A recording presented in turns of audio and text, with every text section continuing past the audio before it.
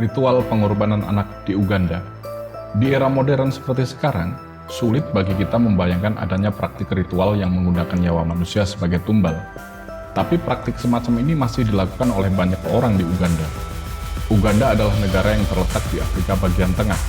Seperti kebanyakan negara Afrika lainnya, Uganda juga mengalami kemiskinan yang luar biasa. Data menunjukkan bahwa Uganda menempati urutan ke-159 dalam Indeks Pembangunan Manusia. Dilihat dari pendapatan nasional per kapita, negara yang pernah dipimpin diktator nyentrik bernama Idi Amin Dada ini jumlahnya kurang lebih separuh dari jumlah yang dimiliki oleh Indonesia. Praktik pengorbanan anak yang dilakukan di Uganda mungkin hampir mirip dengan pesugihan.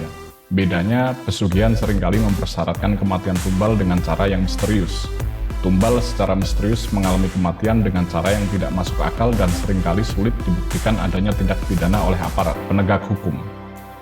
Sedangkan ritual pengorbanan manusia di Uganda dilakukan dengan cara yang vulgar. Pelaku terlebih dahulu menculik korban dan membunuhnya dengan tujuan menggunakan bagian tubuh korban untuk digunakan dalam ritual. Bahkan kabarnya sebelum membangun gedung perkantoran, dilakukan ritual pengorbanan anak dengan terlebih dahulu memenggal kepalanya untuk dijadikan sebagai sesaji. Konon katanya, ritual pengorbanan semacam ini dianggap membawa keberuntungan. Di Uganda, pemerintah mengalami kesulitan dalam memberantas praktik pengorbanan anak. Penyebabnya adalah karena ia dilakukan oleh banyak orang di berbagai lapis sosial masyarakat. Jadi praktik ini dilakukan oleh banyak orang, tidak peduli orang itu kaya atau miskin. Yang lebih mempersulit lagi adalah bahwa praktik-praktik pengorbanan anak ternyata banyak dilakukan oleh orang yang mempunyai pengaruh besar di masyarakat. Bahkan banyak dari mereka berprofesi sebagai politisi dan pengusaha-pengusaha besar. Video kali ini akan membahas fakta-fakta yang berkaitan dengan ritual pengorbanan anak yang masih banyak dilakukan di Uganda. Pertama, motif. Ritual pengorbanan anak dilakukan dengan berbagai motif. Salah satu motif yang menonjol adalah motif ekonomi. Para pelaku ritual mempercayai bahwa ritual yang dilakukan dapat membuat mereka menjadi kaya.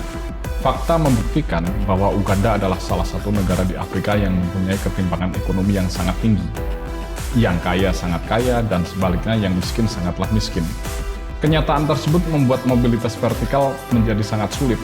Artinya, orang yang terlahir di keluarga miskin biasanya juga menjadi miskin. Status kemiskinan itu membuat mereka kesulitan untuk merangkak naik memperbaiki status kemiskinannya. Nah, untuk mengentaskan diri dari kemiskinan, banyak orang yang melakukan ritual pengorbanan anak dengan harapan bahwa sang pelaku dapat memperoleh kekayaan dan hidup enak dengan kekayaan yang diperolehnya. Ritual pengorbanan anak semakin dipercaya oleh masyarakat karena dukun-dukun yang terlibat dalam ritual tersebut belak-belakan mengakui bahwa banyak orang kaya baru atau OKB di Uganda yang sukses karena menggunakan jasa mereka.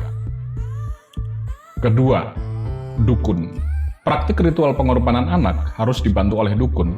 Orang yang hendak menunaikan hajat ritualnya tidak bisa melakukannya sendiri tanpa bantuan seorang dukun. Tidak semua dukun di Uganda melayani jasa ritual pengorbanan anak. Ada jenis dukun juga yang memang berpraktik secara jujur sebagai penyembuh penyakit dengan menerapkan ramuan tradisional untuk kesembuhan pasien mereka. Praktik ritual pengorbanan anak ini pun menyebabkan anggapan di masyarakat bahwa semua dukun adalah jahat. Para dukun mengatakan bahwa mereka dapat membantu klien mereka dalam berbagai hal, terutama penyembuhan penyakit dan memperbaiki nasib ekonomi klien. Mereka mengaku dapat berkomunikasi dengan roh yang digadang-gadang dapat membantu nasib klien si dukun. Namun untuk melakukan ritual, si dukun mewajibkan klien untuk mempersembahkan organ tubuh yang akan digunakan dalam ritual. Ketiga, korban. Dalam praktik ritual pengorbanan anak, yang dikorbankan tentu saja anak-anak. Pertanyaannya, mengapa bukan orang dewasa? Karena anak-anak adalah korban yang relatif lebih mudah didapatkan dibandingkan dengan orang dewasa. Dengan tingkat kelahiran yang tinggi, jumlah anak-anak memang cukup melimpah di Uganda. Jadi, menemukan korban bukanlah hal yang sulit. Korban diculik pada saat mereka sedang berjalan ke sekolah, sedang mengambil air, bahkan pada saat sekedar bermain dengan teman-teman mereka. Keempat, ritual. Ritual atau upacara persembahan dilakukan selayaknya ritual magis yang lain. Si dukun membaca mantra dan melakukan prosesi layaknya seorang dukun. Yang menjadikannya berbeda adalah pada syarat atau sesaji.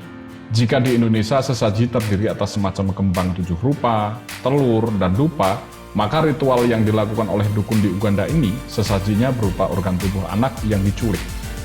Kadang sang dukun mempersyaratkan telinga, mata, bahkan organ alat vital untuk digunakan dalam prosesi ritualnya.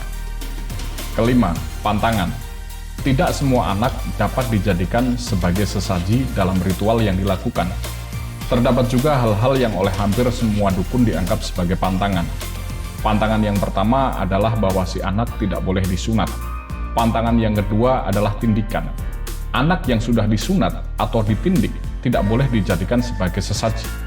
Hal tersebut diyakini karena anak yang disunat dan ditindik itu dianggap sudah tidak murni lagi.